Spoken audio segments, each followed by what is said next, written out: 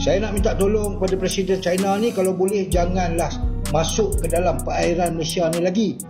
Kerana kami ada 6 biji kapal LCS yang kami order 11 tahun dulu, tak siap lagi. Halo teman-teman semuanya, selamat datang kembali di channel Tinggaran. Malaysia terus ditekan oleh China di Laut Cina Selatan. Kapal-kapal China tidak henti-hentinya hilir mudik di perairan Malaysia. Sementara Malaysia tidak punya armada yang cukup untuk melawan kapal China tersebut. Hal ini berbeda dengan Indonesia yang memiliki kedaulatan yang kuat dan juga armada yang besar sehingga bisa menjaga wilayah NKRI dari gangguan negara manapun.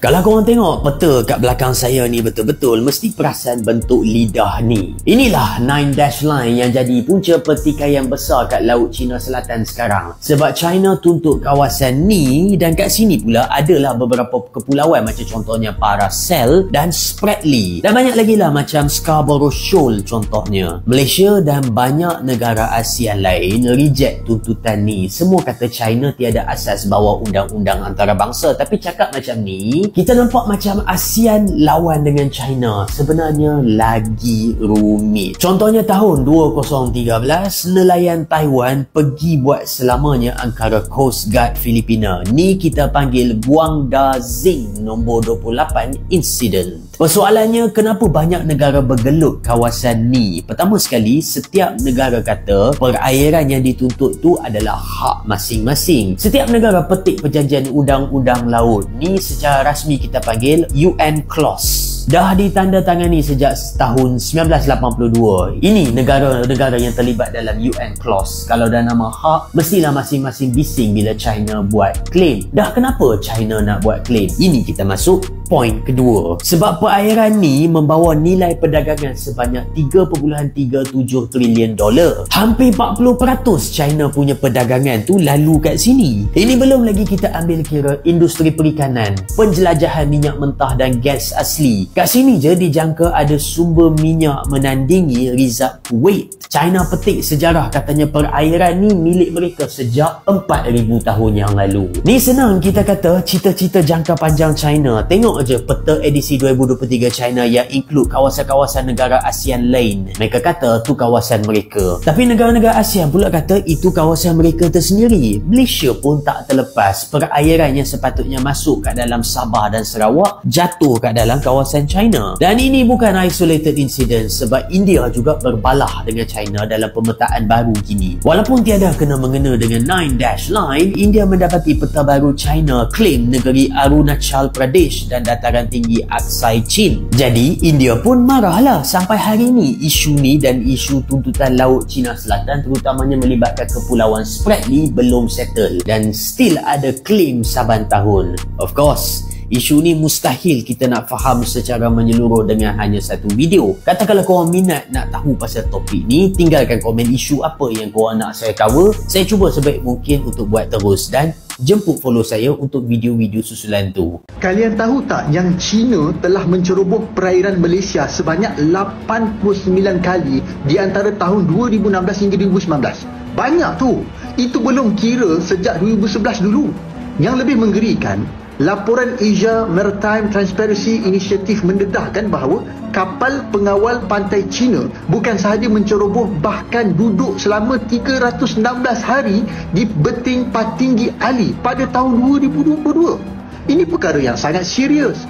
Maka, memandangkan Malaysia bakal mempengusikan ASEAN bagi Penggal 2024 dan 2025, maka saya mendesak agar pencerobohan China ke atas perairan Malaysia dan ASEAN dijadikan agenda utama. Malaysia tidak mengiktiraf tuntutan China di Laut Cina Selatan seperti digariskan dalam peta Standard China edisi 2023 yang meliputi kawasan maritim Malaysia. Wisma Putra dalam satu kenyataan berkata peta Standard China edisi 2023 yang melangkau kawasan maritim negara di Sabah dan Sarawak itu sama sekali tidak mengikat Malaysia. Tegasnya Malaysia konsisten dengan pendiriannya dalam isu tuntutan dan persempadanan maritim di Laut Cina Selatan.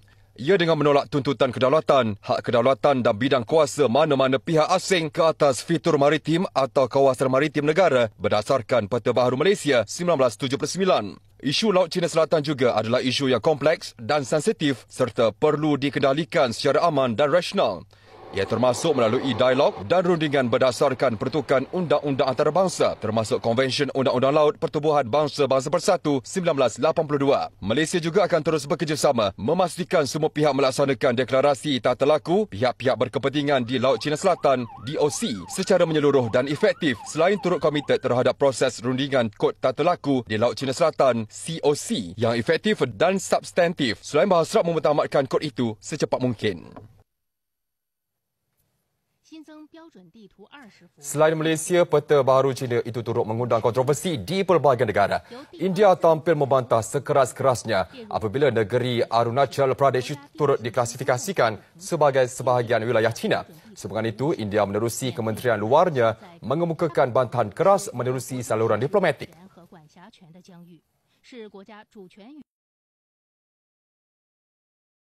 Proses merundingkan COC ini masih berjalan. Dan pada kita ianya amat positif sekali. Di mana bacaan kali ketiga sudah pun dibuat tentang draft, single draft text of the COC telah dibuat. Jadi maknanya kita sudah hampir lebih kurang hampir memuktamadkan COC ini. Jadi maknanya di sini ialah bahawa semua negara ASEAN dan termasuk China juga bersungguh-sungguh untuk memuktamadkan COC. Dan kita sebagai negara pelaksana, coordinating country dan juga co-host, co-chair bersama-sama dengan China. Kali terakhir bermesyuarat di Jakarta yang tadi saya sebut, banyak tempat negara kita telah bermesyuarat, akan terus berbincang dan juga memuktamadkan COC. InsyaAllah COC ini dapat dimuktamadkan menjadi garis panduan. Bismillahirrahmanirrahim. Assalamualaikum warahmatullahi taala wabarakatuh. Saya Irwan Fahmi bin Idris. Saya nak minta tolong sikit ni dengan Presiden China. Saya nak minta tolong kepada Presiden China ni, kalau boleh janganlah masuk ke dalam perairan Malaysia ni lagi. Kerana kami ada 6 biji kapal LCS yang kami order 11 tahun dulu tak siap lagi. Kalau boleh biar disiapkan dulu, baru dekat situ barulah nak masuk ke, barulah fair game. Jadi saya harap kerajaan China tolong bagi muka sikit. Kalau nak masuk kerajaan itu, biarlah LCS tu dah siap, kapal-kapal tu dah siap, ada 6 biji. 11 tahun, banyak juta je tu kami habiskan. Saya merayu kepada kerajaan China, tolonglah jangan masuk dulu perairan kami ni, kesianlah kat kami.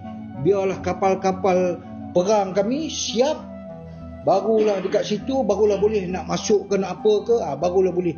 Sebab kesian kat kami, kapal kami tu dah tunggu lama, tak siap-siap lagi. Sekian, wabillahi taufiq wal hidayah. Wassalamualaikum warahmatullahi. Kita selesaikan melalui rundingan. Tuntutan mereka hingga sampai ke Sarawak. Kawasan yang mereka tuntut letaknya 80 batu nautika daripada Sarawak. Sedangkan kedudukan negara China dengan pulau yang mereka tuntut tersebut beribu-ribu batu nautika jauh. Dari segi logik, kita Sabah langsung mereka menuntut kawasan di Sarawak tersebut. Tapi mereka tetap menuntut. Lalu bagaimana pendapat dari teman-teman semuanya? Silahkan berikan komentar di bawah.